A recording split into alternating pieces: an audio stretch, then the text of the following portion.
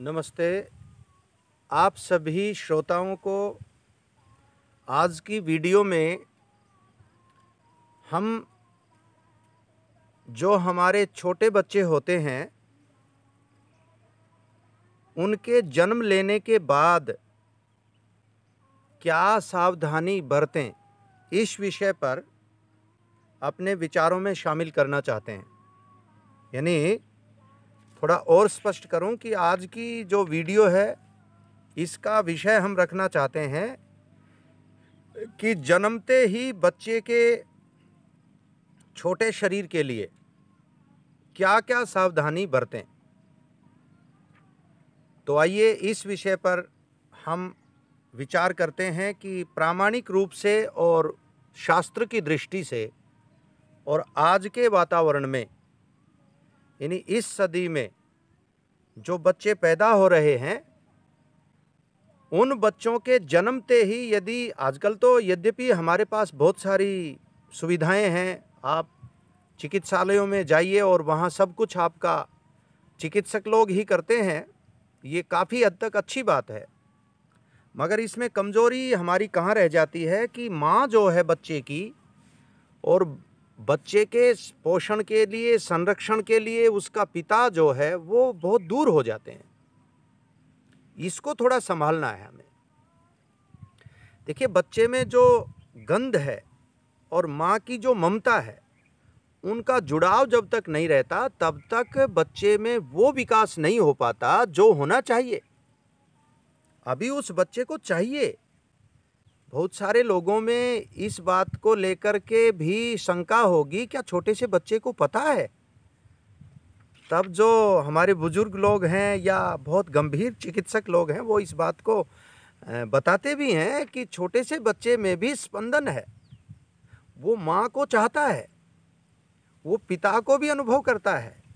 तो आइए इस विषय पर मैं वीडियो को छोटा बनाने के लिए हमारे शास्त्र क्या कहते हैं और शास्त्रों का एक छोटा सा, मैं यूँ कहूँगा कि वीडियो में समेटना बहुत मुश्किल है, सार देना, परंतु एक पुस्तक है सत्यार्थ प्रकाश, उसके दूसरे समोल्लास में महर्षि दयानंद सरस्वती बच्चे को जन्म लेते ही क्या क्या सावधानी उसके लिए हम बरतें, इस विषय पर क्या कहते हैं। वो कहते हैं, जब जन्म हो तब अच्छे सुगंधि युक्त जल से बालक को स्नान, हाँ जी, नाड़ी छेदन करके सुगंधि युक्त घृत आदि का होम, होम से मतलब हवन, और स्त्री के भी स्नान भोजन का यथा योग्य प्रबंध करें। माफ करना, मैं विनम्रता के साथ कहना चाहता हूं, जब हमारे चिकित्सक लोग माँ को कई किलोमीटर दूर भेज देते हैं और बच्चा कई किलोमीटर दूर रह जाता है किसी कारण से, मान लो कि शल्य चिकित्सा के लिए, ऑपरेशन आदि के लिए, कोशिश करनी चाहिए उसके साथ रखें। जब आवश्यकता हो तभी बच्चे को पास ले जाएं, तब तक फिर साथ रखें, ऐसी ढंग से रखें। अब रही बात खर्च की, तो मैं ज़्यादा कुछ इस पे नहीं कहना चाहूँगा, जो बात है उसमें जैसी बात है वैसा मैंने आपके साथ अपना पक्ष रखा। जब हम खाने के लिए सारी चीज़ें खोजते फिरते हैं तो इस सुरक्षा के लिए भी तो खोजें ना ऐसे उपाय। तो स्नान भोजन का यथायोग्य स्त्री का भी प्रबंध करें कि जिससे बालक और स्त्री का शरीर क्रमशः आरोग्य और पुष्ट होता जाए। ऐसा पदार्थ उसकी माता व धाई खावे कि जिससे दूध में भी उत्तम गुण प्राप्त हों। खान पान माता का विशेष प्रभावी होता है उस समय। प्रसूता का दूध 6 दिन तक बालक को पिलावें।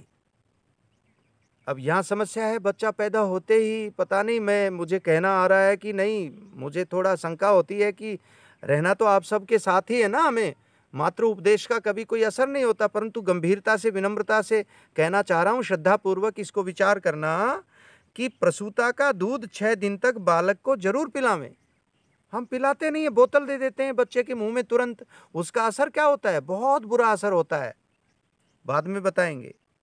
पश्चात धाई पिलाया करे, परंतु धाई को उत्तम पदार्थों का खान पान पिता करवावे।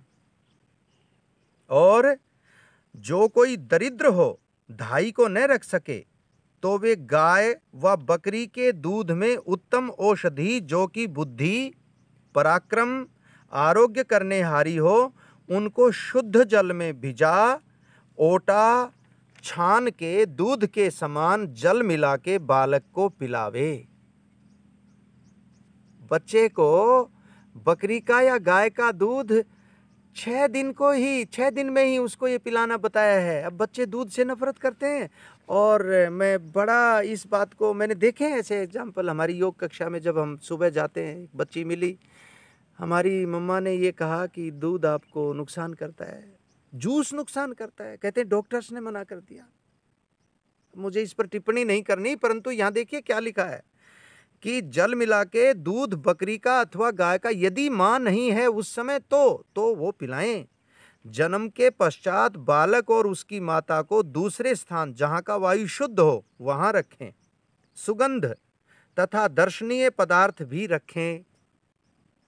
दर्शनीय पदार्थ ऐसे होने चाहिए, गमले हों, फूल हों, हवाएं अच्छी आती हों, सुंदर चित्र हों, वो कक्ष ऐसा हो उसमें शौक आदि ना हो, शोर आदि ना हो, शराब धूम्रपान आदि ना हो। हमारे यहाँ क्या करते हैं, अब बोलते हैं जी ये तो ऐसे ही हो जाता है, ऐसे ही संसार में कुछ नहीं होता है, ऐसे ही कुछ किसी का कारण होता है। इसलिए बचाएं बचाएं बचाएं। इस वीडियो का उद्देश्य यही है। यश प्राप्त करना, पैसे प्राप्त करना ही नहीं है, वो तो स्वाभाविक मिलेगा। लेकिन ज्ञान देखिए महर्षि दयानंद क्या कहते हैं। फिर कहते हैं उसके पश्चात क्या करवाएं, उस देश में भ्रमण कराना भी उचित है।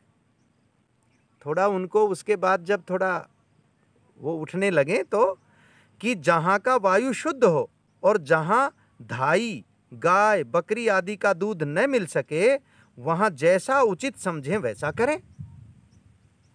अब समस्या ये है कि ले जाते ही वहाँ है जहाँ ये चीज़ मिलती नहीं, गाय ना मिले, बकरी ना मिले। अब हम क्या बोले, चुप, तो दुख भोगिए फिर, और क्या है, तीसरा रास्ता ही नहीं है। क्योंकि प्रसूता स्त्री के शरीर के अंश से, इस वाक्य को फिर पढ़ूं एक बार, प्रसूता स्त्री के शरीर के अंश से बालक का शरीर होता है। इसी से स्त्री प्रसव समय निर्बल हो जाती है, इसलिए प्रसूता स्त्री दूध न पिलाए। वो कमजोर हो जाती है बेचारी बहुत ज्यादा उस समय। दूध रोकने के लिए स्तन के छिद्र पर उस औषधि का लेप करें जिससे दूध स्रवित न हो। बह पड़ते हैं माओं के स्तन। और उसके पश्चात क्या करें, ऐसे करने से दूसरे महीने में पुनरअपि युवती हो जाती है। तब तक पुरुष ब्रह्मचर्य से वीर्य का निग्रह रखे। इस प्रकार जो स्त्री व पुरुष करेंगे उनके उत्तम संतान दीर्घायु, बल, पराक्रम की वृद्धि होती ही रहेगी कि जिससे सब संतान उत्तम बल पराक्रम युक्त दीर्घायु धार्मिक हों। स्त्री योनि संकोच, शोधन और पुरुष वीर्य का स्तंभन करे। पुनः संतान जितने होंगे वे भी सब उत्तम होंगे। ऐसा महर्षि दयानंद हम सब के लिए निवेदन कर रहे हैं। ये चीजें विलुप्त सी हो गई हैं। अब मुझे उपदेश ज़्यादा नहीं करना, सिर्फ पढ़ना था, मैंने भी सीखा। यदि आपको ये बातें अच्छी लगती हैं तो दूर फैलाइए, और यदि इनमें कुछ थोड़ा गुंजाइश है तो मुझे बताइए, मैं उनको सुधारूंगा। लेकिन इतने से काम चला नहीं।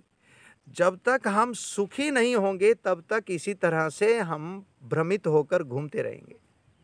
ये सुख के कारण बताए मैंने, छोटे बच्चे के लिए, प्रसूता स्त्री के लिए तो मैंने नहीं बताए। ये ज्ञान तो ऋषियों का है, आप सबका है, परमेश्वर का है। आज इतना ही समय इस वीडियो में, क्योंकि छोटी वीडियो ज़्यादा रोचक होती हैं। अगली वीडियो में किसी और इसी तरह के विषय के साथ उपस्थित होंगे। धन्यवाद, नमस्ते।